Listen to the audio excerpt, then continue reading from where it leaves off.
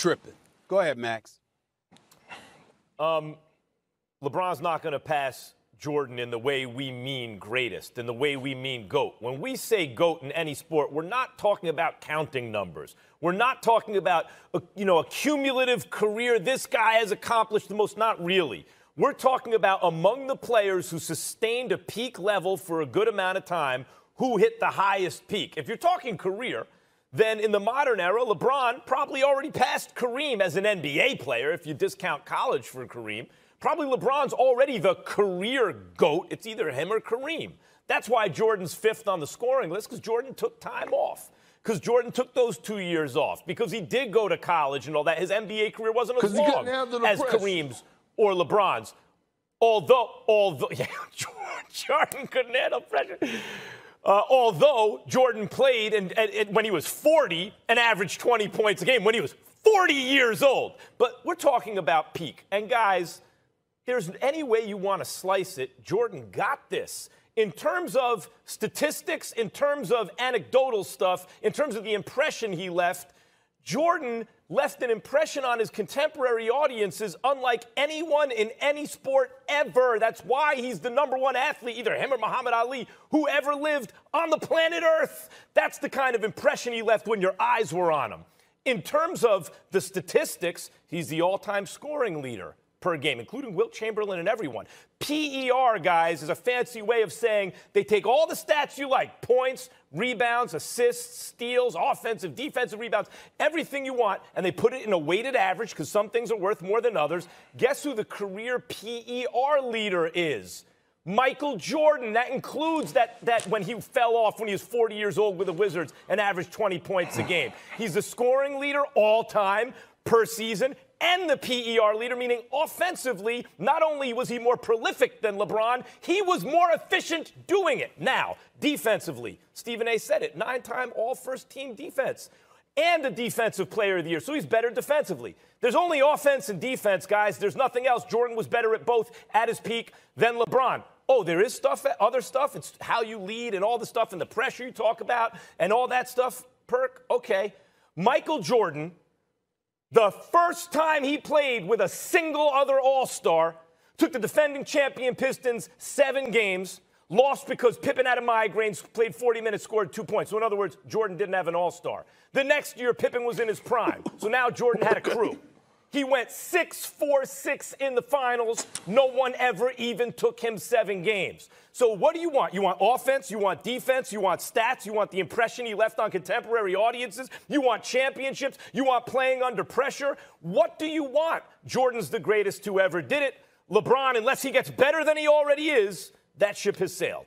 First of all, a couple of things. Number one, at the age of 38, 39, after a 3-year hiatus, Jordan averaged over 20. But we ain't going to bring up his career with the Washington Wizards because that's really irrelevant. It's really about the first 13 years of his career as a Chicago Bull. Kendrick Perkins, I understand you came into the league in 2003. I'm not talking about individual players being soft. I'm talking about the league and the rules that were implemented that made the game soft. I would never sit up there and call any player soft or anything like that. I wouldn't call you nor anybody else. Y'all are on an elite level. Y'all are the best players in the world. I would never disrespect players like that. I'm talking about the game itself. The way it was called, the way dudes were restricted, it doesn't even compare to what existed in the 90s and the 80s. Don't even get me started with that. Oh, by the way, in the midst of all of that, Kendrick Perkins, LeBron James played all 82 games in his career at 6'9", 260 in a softest putty league compared to previous generations. He played 82 games one time. Jordan played it 5 times, all 82 games in his 13-year career with the Chicago Bulls. I ain't bring up, additionally after that with the Wizards, the 5 times he played all 82 games. One time he played 82 games, or 81 games. Another time he played 80 games. That stuff matters. He's averaged more career points. The shooting percentage is about the same. He was an elite defender, and here's the biggest thing. LeBron is universally respected. Jordan was universally feared.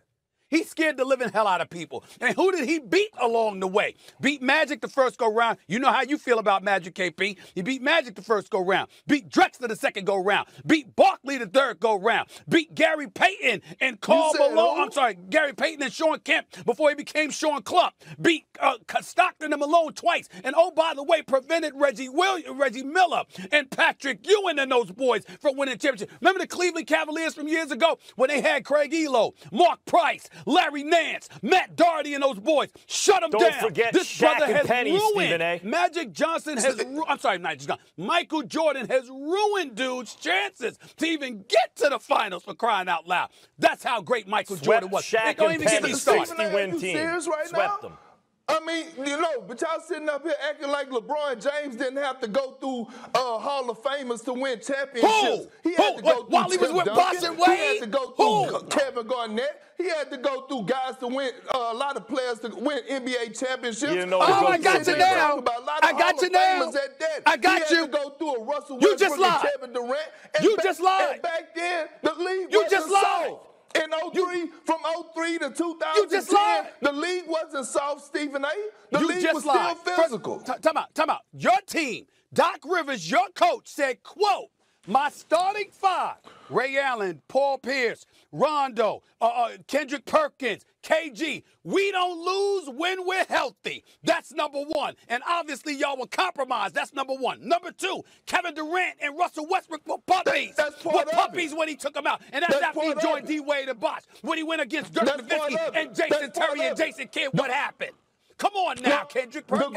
The great Tim Duncan. Let's take on LeBron's MVP status. Listen up. The kind of weekend that LeBron had this weekend, the way he played against Giannis, and then what he did for you guys tonight. What kind of message does that send? MVP. Good. MVP. I mean, what he's been able to do, taking on matchups defensively, leading the pack offensively, making the right plays. You don't see that from a guy who's 17 years in the league, and his team is number one in the West. So he's on his last he's continuing to show the world why he's the best.